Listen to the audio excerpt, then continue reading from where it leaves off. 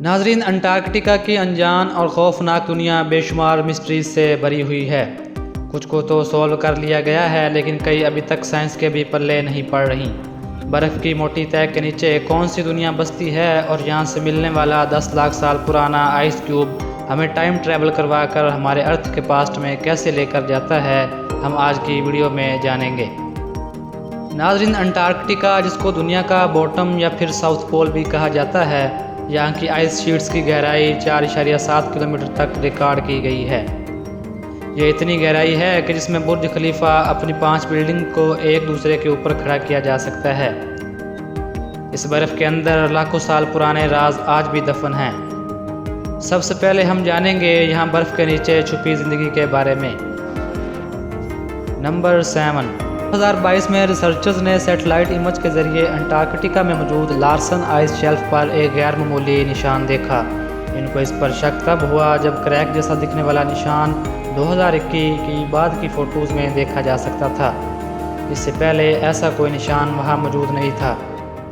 इन्होंने इस क्रैक को इन्वेस्टिगेट करने के लिए एक हॉट वाटर ड्रिल के आगे कैमरा लगाकर यहाँ सुराख करना शुरू किया। करीब 500 मीटर की गहराई पर जाकर ड्रिल को रोकना पड़ गया, क्योंकि ड्रिल पर लगे कैमरा ने अंटार्कटिका के नीचे छुपी एक अजीब दुनिया का मंजर रिकॉर्ड कर लिया था।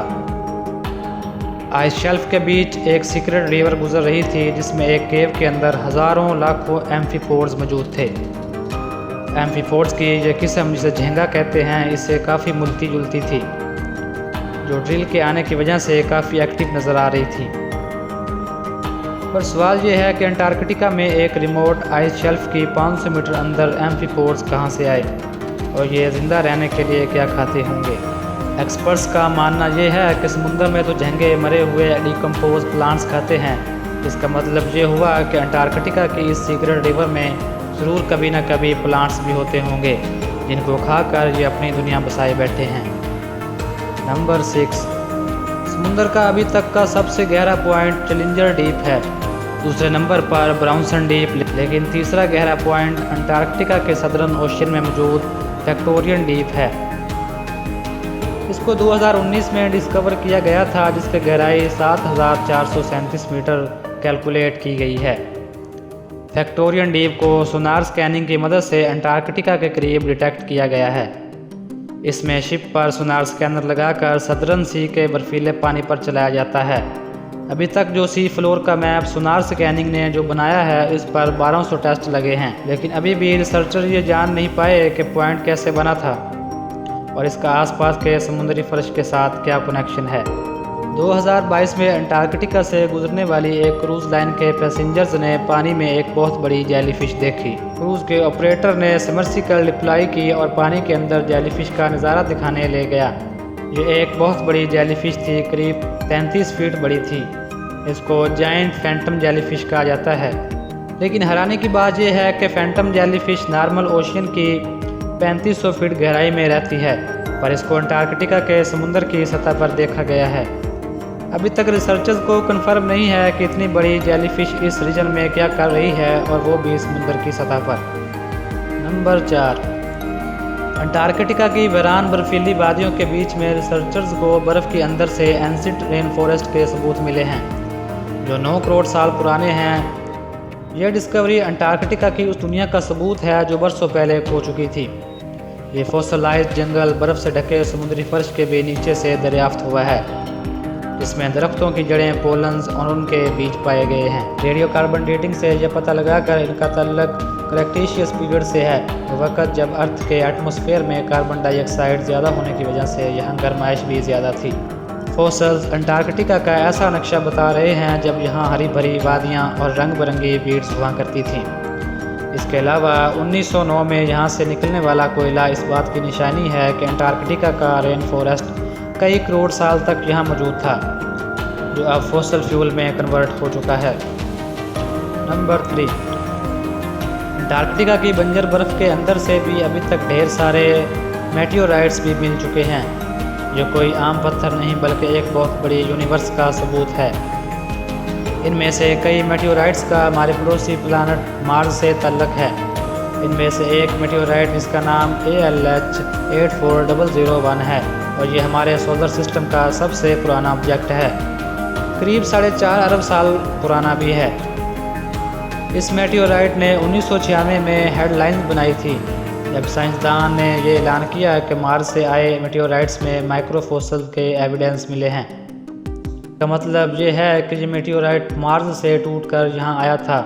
उस वक़्त मार्स पर ज़िंदगी मौजूद थी।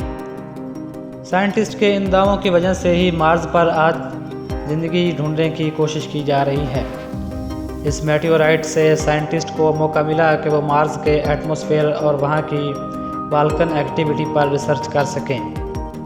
इसमें कुछ ऐसे मिनरल्स भी पाए गए हैं जो सिर्फ पानी में होते हैं, जो इस बात का सबूत है कि मार्स पर पहले पानी बहुत ज़्यादा मकदार में बहता था।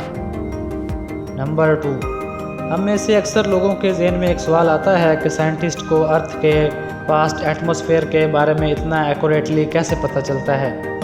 ये राज भी अंटार्कटिका की बर्फ़ के अंदर एंसेंट आइस क्यूब में मौजूद है।